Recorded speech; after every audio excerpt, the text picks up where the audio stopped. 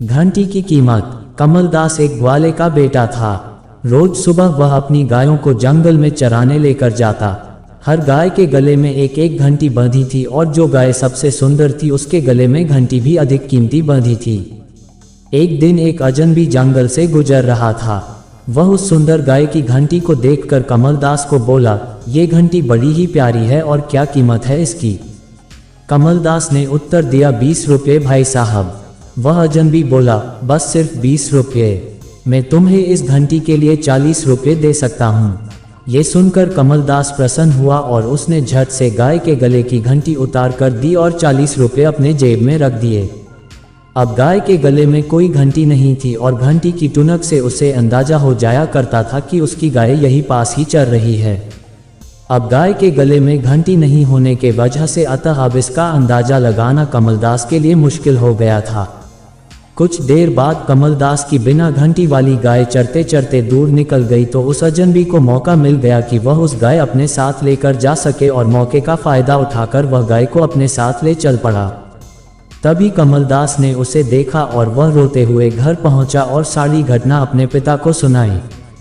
कमलदास ने पिता से कहा, पिताजी, मुझे तनिक भी अनुमान नहीं था कि वह अजनबी मुझे घंटी के इतने अच्छे पैसे देकर ठग ले जाएगा।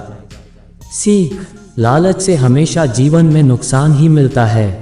दो सच्ची सेवा। एक गांव में एक बिल्ली रहती थी। वह बिल्ली बहुत ही कपटी और चालाक थी और उसे बिना ज्यादा मेहनत किए खाने की आदत थी, इसीलिए मुर्गी के बच्चे उसे बहुत ही पसंद आते थे। वह बिल्ली रोजाना 2-4 मुर्गी के बच्चों को खोज कर खा ही जाती थी। एक दिन उस चालाक बिल्ली को भनक लगी कि एक मुर्गी बहुत ही बीमार है। इस बात का फायदा उठाकर वह अपनी हमदर्दी जताने के लिए मुर्गी के पास गई और कहा, कहो बहन, कैसी हो? कुछ देर बाद बिल्ली ने मुर्गी से कहा, क्या मैं तुम्हारी ऐसी हालत में कुछ काम आ सकती हूँ? तुम्हारी सेवा करना मेरा फर्ज भी बनता है। बीमार मुर्गी बिल्ली की इस बात को सुनकर क्षण भर कुछ सोचती है, फिर बोली, अगर तुम मेरी सचमुच में सेवा करनी चाहती हो तो मेरे परिवार से दूर रहो और अपने भाई बहनों से भी ऐसा ही करने को कहो। सीख, जीवन में कभी भी अपने दुश्मन के शुभकामनाओं पर भरोसा रखना नहीं चाहिए। 3 ज्ञान की प्यास। एक हाई कोर्ट में महादेव रांडे नामक जज थे।